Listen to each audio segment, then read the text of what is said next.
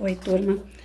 Do livro aqui agora, José Carlos de Luca, no nono texto, Viver é para sempre. A ideia da morte costuma provocar grande temor nas pessoas. Isso se deve principalmente à maneira como a morte é encarada. Geralmente como se ela fosse o fim, como se a vida terrena fosse o começo e o término de tudo, como se nada existisse, nem antes nem depois dela. É por isso que os velórios são, via de regra, muito tristes e sombrios, como se uma desgraça tivesse atingido o que partiu e os que ficaram. Não quero dizer que a separação provisória de nossos entes queridos deve ser celebrada em clima de festa. Evidente que não. O momento é de inevitável introspecção. Provavelmente sentiremos um aperto no peito diante da partida do ser querido, mas devemos encarar esse momento como se estivéssemos acompanhando até o aeroporto para uma longa viagem que ele fará, com um distante reencontro. Desse modo, algumas lágrimas talvez sejam inescapáveis e até desejáveis, mas não serão lágrimas de desespero, não serão lágrimas de fel, porque estaremos conscientes de que o ente amado não está mais naquele corpo inerte, tendo viajado para uma das infinitas moradas existentes na casa do Pai.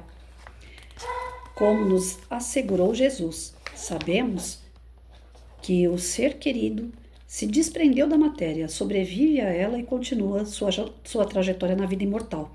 Essa compreensão acalmará o nosso coração, pois nos fará entender que a morte do corpo não representa a porta para o nada, para o não existir. Sendo Deus o autor da vida e sendo Ele a expressão mais sublime da justiça e do amor, não se pode admitir que Ele teria a crueldade de nos criar, de pedir que nos amássemos uns aos outros, para depois de breve tempo nos fazer desaparecer para sempre. Isso não faria o menor sentido. Dentro da lógica divina, a morte só pode ser entendida como a continuidade da vida em uma outra dimensão. O mundo terreno não é o nosso lar genuíno. Aqui temos experiências transitórias para o nosso desenvolvimento espiritual. O materialismo nos faz acreditar que a vida material é a única existente ou, quando muito, que ela é a mais importante e que, portanto, morrer é uma desgraça, pois não existe vida fora daqui, ou, em existindo, é muito menos aproveitável e prazerosa do que a vida na matéria. Ora, lê do engano. No mundo espiritual, a vida segue plenamente, tendo o espírito a possibilidade de estudar, trabalhar, servir ao próximo, conviver socialmente com familiares e afetos que lá se encontram, ter acesso à cultura e lazer e com um aproveitamento mais intenso, porque fora da matéria, nossa sensibilidade aumenta, nossa percepção cresce e tudo isso pela simples razão de que a vida jamais cessa, não importando em que morada se encontra o espírito. O materialismo nos faz crer que somos o nosso corpo, quando na verdade somos um espírito que tem um corpo e com ele não se confunde. O corpo apenas é uma vestimenta que o espírito usa enquanto se acha na dimensão material. Terminada a experiência terrestre, o que é da matéria fica na matéria, de modo que o espírito deixa suas vestes por aqui e ingressa na vida espiritual, levando apenas a bagagem das experiências felizes e infelizes, havidas neste plano de existência. Nós não somos daqui, vivemos no mundo espiritual, nosso lar verdadeiro e para lá sempre voltaremos até o dia em que não precisarmos mais regressar a este plano material em virtude da evolução alcançada. Eis o paradigma da espiritualidade ao qual precisamos nos ajustar. No túmulo de Allan Kardec, em Paris, foi esculpida uma frase que bem sintetiza a ideia da imortalidade da alma e da transitoriedade da experiência física: nascer, morrer, renascer e ainda progredir sempre. Tal é a lei. Quero registrar alguns pontos para o despertar da nossa consciência sobre o viver e morrer, segundo o paradigma espiritualista. Então, lá vamos nós. Lembre-se todos os dias de que estamos de passagem neste plano terreno. Segundo, a Terra é uma escola de aprimoramento espiritual e aqui viemos para aprender a nos tornar seres humanos melhores. Na 3, faça revisões periódicas de como você tem se saído, a fim de evitar decepções na hora do balanço final. Então, assim, no primeiro, Lembre-se todos os dias que estamos de passagem aqui. Como que a gente pode se lembrar disso? Criando menos atrito possível, né? Fazendo o nosso melhor, porque logo, logo a gente vai deixar tudo isso aqui e vamos embora. Lembra das primeiras perguntas que ele fez no texto? Né? O que você vai levar? Você não vai levar carro, casa, você não vai levar roupa, você não vai levar objetos, você não vai levar pessoas, você vai levar o que você carrega aqui dentro. Então aqui é tudo passageiro, não adianta se apegar em nada. A Terra é uma escola, então todas as coisas que acontecem à sua volta é para o seu aprimoramento. Então você tem que questionar por que está acontecendo, para que isso serve, o que eu posso fazer. Você tem que refletir diante das situações, porque tudo é ensinamento. No 3, faça revisões periódicas de como você tem se saído, ou seja, diante dessas situações que me ocorrem. Eu tenho conseguido relevar, eu tenho conseguido perdoar, eu tenho conseguido fazer o meu melhor, eu tenho procurado o equilíbrio, não me irritar, não desejar o mal, não guardar mágoa. Santo Agostinho fazia isso todos os dias. Chegava no final do dia, ele na hora de dormir fazia a sua prece e falava: Senhor, hoje eu acertei em tal ponto, tal ponto, tal ponto, mas eu errei em tal ponto. Esse ponto que eu errei, amanhã eu vou tentar trabalhar ele o mais que eu puder. E assim Santo Agostinho ia fazendo diariamente, até que ele foi se melhorando, aperfeiçoando o seu espírito. Na 4, ninguém ficará aqui para sempre. Todos os habitantes do planeta já estão com um bilhete de volta ao mundo espiritual. Aproveite o seu tempo da forma construtiva. Ninguém sabe quando será chamado a retornar. Então, é aquela história, mais um ano de vida. Quando a gente faz aniversário, geralmente as pessoas falam, né? Parabéns, mais um ano de vida. Na verdade, está sendo menos um ano, porque a qualquer momento, né, a gente vai gastando nossa energia, gastando a nossa força, o nosso corpo vai ficando mais debilitado, ou seja, nós estamos desgastando o físico para retornar ao plano espiritual. Então, a qualquer momento, o nosso passaporte está na mão e a gente tem que voltar, seja pela idade, pela condição de saúde ou até mesmo porque já resolveu os seus pepinos, né? Tem criança que no ventre da mãe ela precisava 2, 3 meses de vida, ela resolveu aquele pepino, né? Que numa outra vida ela... Meu filho, por exemplo, aconteceu isso, meu primeiro filho. Né? Ele deu comunicação falando: mãe, para de chorar porque na outra vida eu abreviei minha vida em 3 meses. Eu acho que ele deve ter feito alguma coisa de errado, né? Provavelmente. E a sua vida se ceifou há 3 meses antes do que se esperava, né? E aí ele precisava daquela gestação de 3 meses, ele não chegou a nascer e ali ocorreu o aborto espontâneo. Alguns espíritos nem chegam a nascer, então, porque era aquele período que ele precisava para viver. E aí eles retornam para a pátria espiritual. Isso não é castigo de Deus. Isso não é que Deus não está vendo nada. Pelo contrário, Deus está vendo tudo e está acertando as contas de acordo com o nosso merecimento. A qualquer momento a gente vai voltar, então vamos fazer o nosso melhor. Morrer é a 5. Morrer é apenas voltar para nossa casa. E tanto melhor se voltarmos com um bom aproveitamento na escola da vida. Aí tem muita gente que fala assim: quando eu desencarnar, vai estar lá esperando para mim o meu reinado, né? Eu sou a rainha da Inglaterra. Lê do engano. Não adianta você ter diplomas, não adianta você ter dinheiro, não adianta você ter posse, não adianta você ter seu nome, né? Nada disso vai valer do outro lado. O que vai valer do outro lado é o grau de conhecimento que você adquiriu e o bem que você desenvolveu, repartiu com as pessoas, né? A sua bagagem. Na 6ª, viva de tal forma que quando você partir, as pessoas sintam a sua falta pelo bem que você espalhou. Lembram lá também da pergunta que ele fez logo no começo do livro, né? Quem é que vai sentir falta de você ou o que vão sentir falta de você quando você partir? Eu, no dia, eu estava muito chorosa e eu falei assim: eu acho que não vou fazer falta na vida de ninguém, não. Né? E o que vão lembrar de mim é que eu era uma pessoa muito dura, inflexível, né? Que eu era uma pessoa que pegava no pé de todo mundo, que aquilo para mim que é certo, que é errado.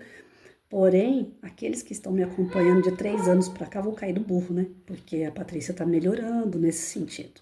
Não é que eu tô ficando muito flexível, não, mas já tô bem melhor do que eu era. Hoje, ao invés de ficar impondo soluções na vida das pessoas, eu falo assim: você quer ajuda? Que tipo de ajuda você quer? O que eu posso fazer para te ajudar? Então, hoje, eu continuo sendo aquela pessoa que gosta de ajudar, mas não gosto de interferir diretamente na vida da pessoa. E aqueles que estão me acompanhando todos os dias veem que essa mudança está acontecendo. Os que não estão acompanhando a minha mudança continuam achando. Se eu desencarnar hoje e tem pessoas que não estão fazendo parte do meu dia a dia, elas vão falar assim, a Patrícia é muito dura, isso e aquilo. Vão continuar com aquela plaquinha na minha testa de que eu sou uma pessoa inflexível, durona. Mas os que me acompanham já viu algum pouquinho de mudança. E assim, graças a Deus, todos nós vamos, né, colocando na balança aquilo que não fez bem e vamos mudando de pouquinho em pouquinho. Ninguém muda da noite para o dia, né? E hoje, eu creio assim, na passagem de ano, né, de ontem para hoje, eu vi algumas mensagens de amigos, de familiares, né, agradecendo pelas mensagens que eu mando diariamente, agradecendo pela palavra, pelo ombro amigo, porque eu sou uma pessoa que ajuda, que isso e aquilo. Eu falo, olha, gente, se eu desencarnar, só ora por mim e fala assim, olha, Senhor, interceda por aquela doida, né, que pelo menos ela era atrapalhada, mas ela era boa de coração. Ela nunca quis o mal de ninguém. Então, se alguém lembrar de mim dessa forma, já tá bom demais. No 7. O que me espera além da morte é a mesma vida que eu levava aqui. A morte é mudança de residência, sem transformação da pessoa, dizia Chico Xavier. Ou seja, se eu fui uma pessoa aqui que bebia, que fumava, que estava na drogadição, que estava na promiscuidade, adivinha para onde é que eu vou parar no plano espiritual mesmo? Né? Não queira o céu se você faz o inferno. Então, aquilo que nós somos em espírito é aquilo que nós temos em qualquer lugar. Tem gente que vive sonhando, falando assim, nossa, eu tenho cada pesadelo horrível, porque a sua vibração, a sua energia é pesada. Às vezes você está indo nesses lugares, inclusive, para ajudar pessoas, mas pode ser que você se compraz com esses lugares, que você gosta desses lugares. Imagina, eu vivo na igreja, e daí? O seu íntimo não está na igreja. Então, vamos lá, orai e vigiai. Na 8ª. Quando algum afeto se for, não acredite que ele morreu. Apenas o corpo parou de funcionar. O espírito continua na estrada da vida. Fez uma curva que não nos permite vê-lo por hora, mas sabemos que ele continua marchando. Não o trate como morto. O fio da vida não foi cortado. Lembra de ontem? O texto de ontem falava sobre isso, né? Eu sou meio atrapalhada, não vai muito por mim, não. Mas até xingar meu marido, eu xingava no princípio, porque eu falava assim, você tinha que estar aqui, os fios da casa, eu não sei mexer nessas coisas, isso aqui é coisa de homem, marido que devia estar fazendo essas coisas. Ou seja, eu nunca tratei meu marido como, ai, tadinho, ele morreu, eu fiquei sem ele. Não, as pessoas falavam assim, Patrícia, deixa o Edson quieto, eu falava assim, não deixo não. Eu xingo ele mesmo, eu chamo ele mesmo, tô nem aí, porque ele tá vivo, ele tá me ouvindo, eu sei que ele tá me ouvindo. Então, nas minhas doideiras, eu nunca tratei pessoas desencarnadas como morto. Ninguém morreu. Acabou o corpo. Eu não consigo ver a pessoa, né? Tá fora da curva aqui, eu não consigo enxergar. Mas eu sei que tá ali. Então, e ele tá me ouvindo. Então, aquilo que, né, tô com saudade e tal. Tem hora que eu fico com meu pai, né? Ai, que saudade daquele velhinho, daquele mineirinho sem vergonha, né? Adoro aquela frase que ele falava, no final tudo dá certo. Se não deu certo é porque não chegou no final. Fia, aquelas palavrinhas básicas assim que marca, né? Eu sinto saudade, mas saudade não é apego, não é tristeza. Isso daí a gente tem que se vigiar.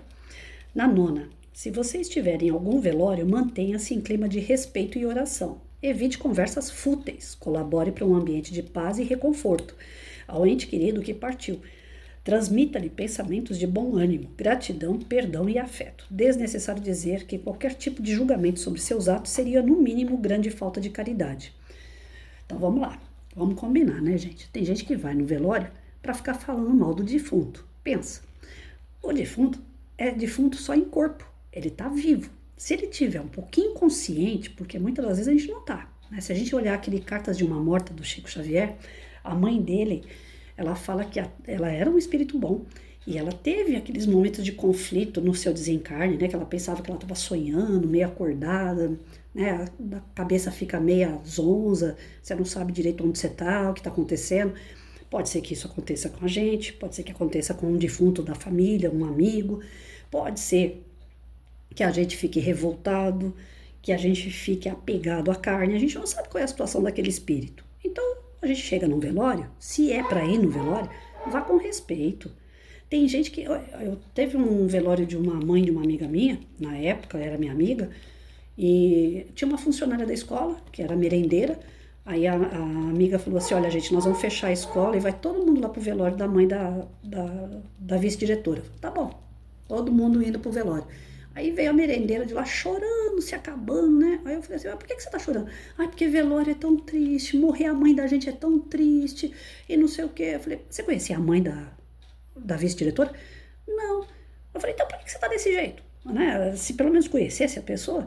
Aí ela, não, é porque velório é muito. Eu falei, você vai desse jeito lá pro velório? Aqui dentro da escola você já tá fazendo esse show todo. Aí quando chegar no velório, em vez das pessoas orarem pela defunta, vão orar por você. Você tá totalmente desequilibrada. Então tem gente que é sem noção de tudo. Acha que isso é caridade, acha que isso é sentimento. E é pura loucura, desequilíbrio da pessoa. Outros chegam no velório e ficam reparando na roupa dos outros. Outros chegam no velório e ficam falando mal do defunto. Então, se é para fazer papelão, fique em casa, né? Já teve 2 velórios agora passados que eu não fui e que eu me sentia assim mal por não ter ido, porque eram 2 bons amigos meus que perderam. Um perdeu o marido e o outro perdeu a mãe. Perdeu o modo de falar, né? Desencarnou a mãe e desencarnou o marido. E eu gosto de estar junto com os meus amigos em todos os momentos. Se é para estar em momento de festa, a gente está junto em festa. Se é um momento de velório, de enterro, de hospital, nós estamos juntos também, né? Mas por conta da minha saúde, as perninhas mole, né? Eu falei, se eu for para velório, essas coisas, eu acho que eu vou dar trabalho.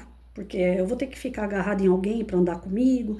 Não tinha ninguém disposto a ir comigo para ficar agarrado em mim. E como é que eu ia fazer isso com as pessoas que estão lá, né, arrumando todos os trâmites de velório e enterro? Falei, então não conhecia ninguém para ir comigo, acabei ficando em casa. Um foi em época de chuva, realmente não dava para ir, nem que eu quisesse mesmo, porque se tivesse alguém, porque dia de chuva eu não saio de casa. Eu não consigo andar fora de casa em dia de chuva, porque eu não tenho sapato adequado para isso, eu caio. E o outro mesmo, que foi numa época seca, eu não tinha ninguém para me apoiar, para segurar em mim, né? Eu segurar a pessoa para eu poder ir. Enfim, fiquei em casa fazendo oração por essas pessoas, mas me sentindo naquela circunstância mal, porque eu não estava dando apoio para as pessoas que são minhas amigas, né? Fisicamente, eu estava na oração.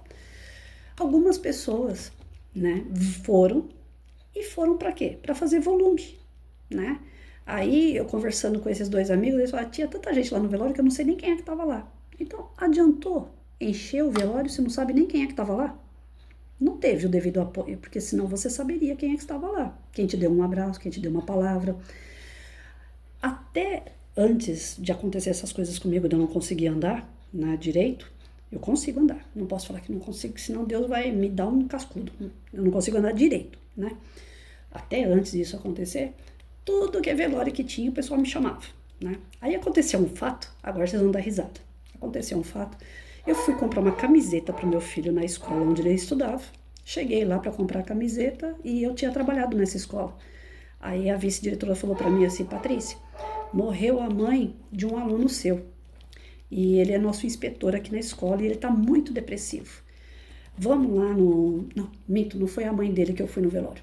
Foi uma professora da escola. Eu tinha trabalhado junto com ela na época que eu era professora do estado. Morreu a tua professora e você é boa na prece. A gente estava procurando alguém que fizesse prece. Então, já que você está aqui, você vai junto com a gente. E eu estava toda maloqueira. Eu estava com roupa de casa, só não estava de bermuda, estava de calça, mas estava toda maloqueira. Fui para comprar uma camiseta. Aí você vai junto com a gente que você vai fazer uma oração lá. Falei, ai meu Deus do céu. Falei, eu só vim comprar uma camiseta. Não, mas você vai junto com a gente. Me colocaram dentro do carro e eu fui. Só que me deixaram na calçada do velório e foram estacionar o carro. A vice-diretora e mais 2 professoras. Enquanto elas foram estacionar o carro, eu fui entrando no velório. Aí é um corredorzinho, né, com várias salas, uma do lado da outra. Eu achei que era a primeira sala, entrei na primeira sala e comecei a orar lá na porta, porque eu não fico perto do caixão, isso eu não gosto, né? Aí eu fiquei lá na porta do velório, orando, olhei para os lados, olhei para o outro, não reconheci ninguém, mas também eu não tô lá por ninguém, eu tô lá por causa do defunto, então vamos orar pelo defunto. E eu tô lá orando. Aí veio uma pessoa, abracei, veio outra pessoa, abracei, vi que tava chorando, falei, deve ser da família dela, né? Aí, quando vê, falaram o nome do defunto lá, era homem. Eu falei, gente, peraí, não, eu tô no velório errado. Então, né, deixa eu sair daqui. Fui pra outra porta. Entrei na outra porta, tô eu lá, orando, né? Aí veio uma pessoa, você conhecia a fulana de tal? Aí falou o nome da pessoa. Eu falei assim, é essa pessoa que tá ali desencarnada? É. Falei, não, então eu tô no velório errado. Eu tô procurando uma amiga que trabalhou comigo, uma professora. Ah, não, não é ela não. Eu falei, tá bom, que Deus te abençoe também e tal. Aí acalentei aquela pessoa e foi pro outro velório, pro terceiro velório. Cheguei no terceiro velório, todo mundo chorando, um pessoal falando mal daqui, aquelas rodinhas do outro lado. Eu não me senti bem, fiz a minha oração e fui pro canto. Aí vem as professoras que estavam comigo. Patrícia, não é aqui não, você tem que andar mais um pouco mais, é lá no final do corredor. Falei, gente, eu fiz 3 velórios, já vou pro quarto velório hoje. Todos eles eu entrei, fiz prece e não sabia quem era, porque eu não olhei o defunto, né? Só estava fazendo prece. Porque é isso que a espiritualidade quer da gente. A gente vai no velório, faça prece. É só isso que o desencarnado precisa. Prece. Ele precisa de vibração, ele precisa de energia boa. Ele não precisa que você julgue, ele não precisa que você fale bem ou mal dele. Ele só quer prece. Para que ele possa ter energias, revigorar e poder chegar no plano espiritual bem equilibrado, né? E a 10ª, a morte é apenas uma passagem para o plano espiritual. Sepultamos ou cremamos o corpo, não o espírito imortal. Esse viverá e para sempre. Então, a gente já sabe que o espírito é imortal, não temos que ficar se descabelando, chorando, não temos que ficar falando mal. A gente só tem que ajudar a passagem de quem está indo para o outro lado, sabendo que mais dia, menos dia, a gente vai se reencontrar. Porque o amor verdadeiro, esse não se rompe jamais.